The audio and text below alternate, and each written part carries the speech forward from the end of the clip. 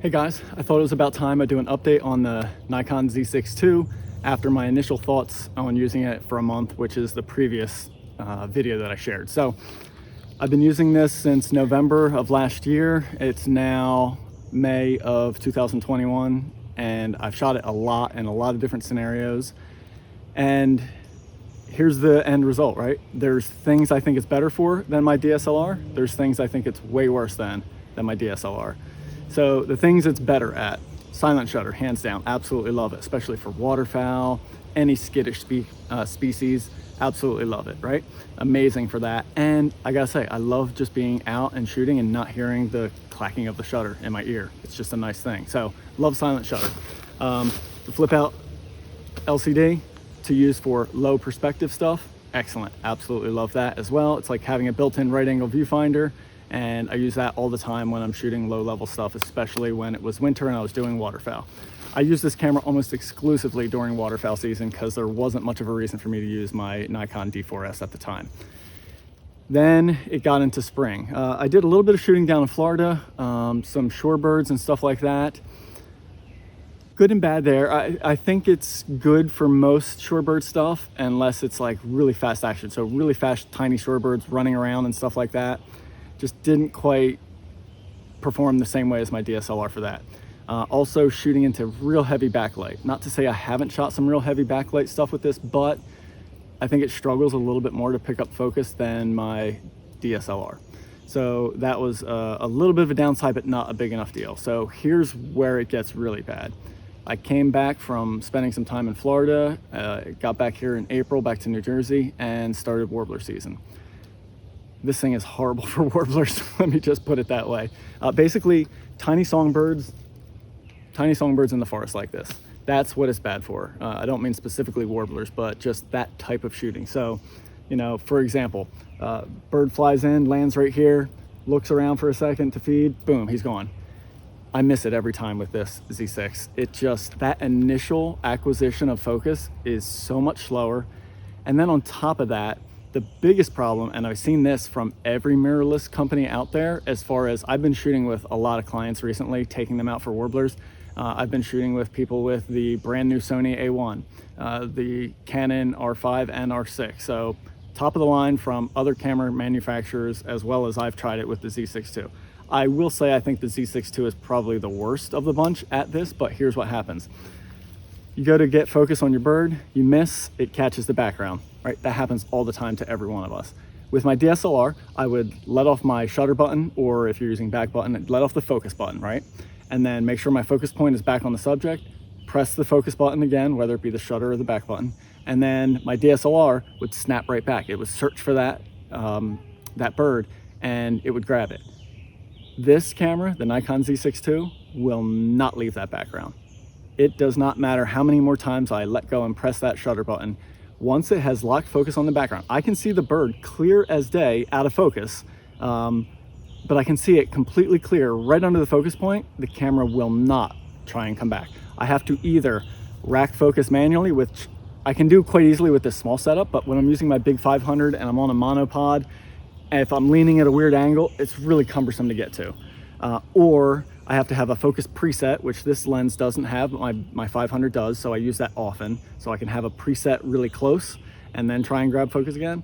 Or I have to point the camera at either a large tree or the ground or something big next to or close to the bird, focus on that. The camera will then come back and focus on that, and then I can focus on the bird. Well, guess what?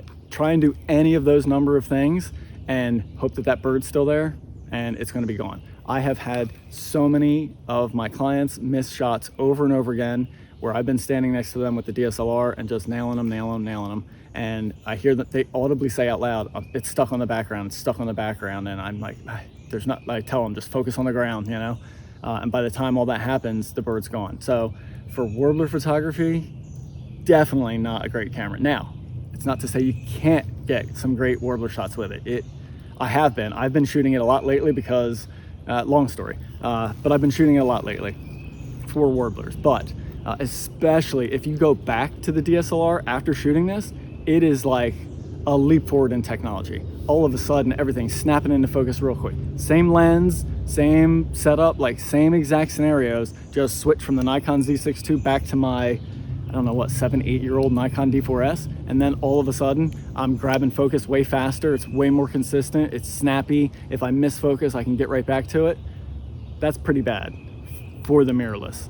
And like I said, it's an issue for every mirrorless company out there right now. So I think it must have something to do with the telephoto lenses and the way mirrorless technology works. I'm certainly not technical enough to know the ins and outs in that, nor do I have any desire to really understand it. All I know is out in the real world, in the field shooting, the way I shoot, the way I've been shooting, and it's not just me, many of my clients, we all have the same issue. So that's the big problem I have with the Z6II.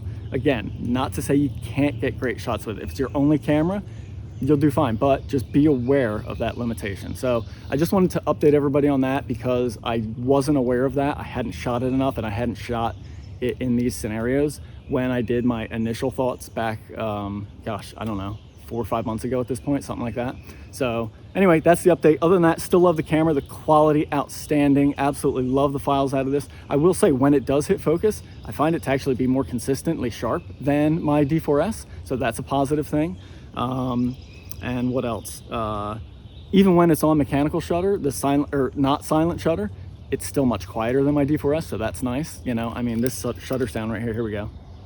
I don't even know if you could hear that there.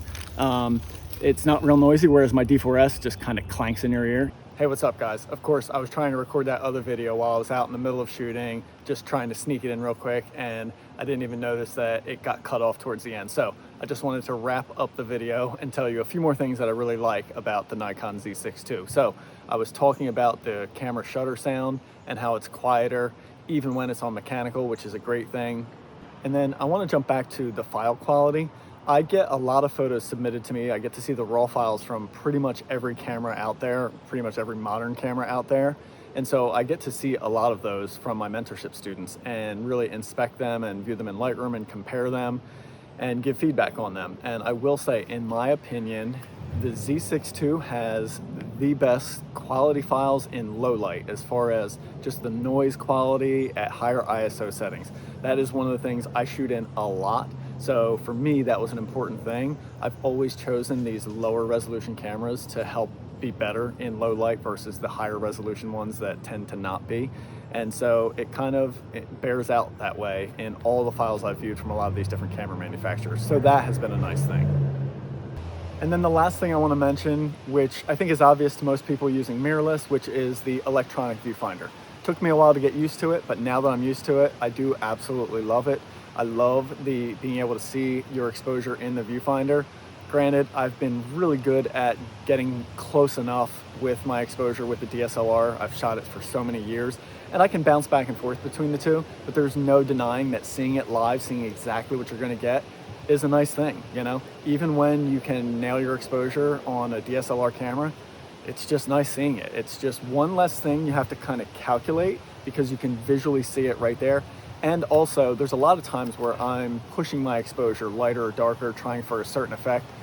And even with those, with my DSLR, I, again, usually get totally close enough, but it was always a little bit of a guess, right? Well, now I can kind of see exactly where I want to go with it. And it's allowed me to get closer to the end result that I want by seeing it live in that viewfinder. So that is a nice thing. I absolutely love it, and I look forward to having that on all my cameras going forward. So anyway, those are all the positives. I just wanted to kind of wrap up the video. Sorry about the switch of locations, but I just wanted to get those thoughts out there. I hope you guys like this video. If you didn't see the first review that I did, all those things pretty much still apply, except for the stuff I just added on this one. So definitely go back and check that one out. Anyway, thanks for watching. Happy shooting.